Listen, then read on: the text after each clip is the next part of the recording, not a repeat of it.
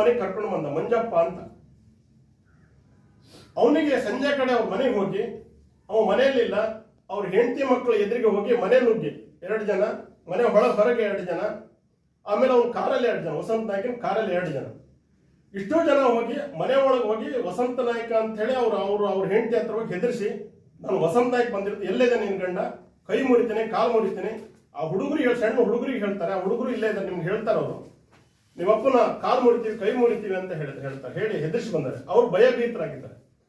ಆ ಕೂಡಲೇ ನಮಗೆ ಹೇಳಿದ ಕೂಡಲೇ ನನಗೆ ಸಂಪರ್ಕ ಮಾಡಿದ್ರು. ನಾನು ಸಹ ಅವತ್ತು ಮನಮನೆಯಲ್ಲೇ ಇದ್ದೆ. ಆ ದಿನ ಸಂಜೆ 14ನೇ ತಾರೀಕು ಸಂಜೆ ನಾವು ರಕ್ಷಾಬಂಧನ ಕಾರ್ಯಕ್ರಮದಲ್ಲಿ ಮನಮನೆಯಲ್ಲೇ ಇದ್ದೆ.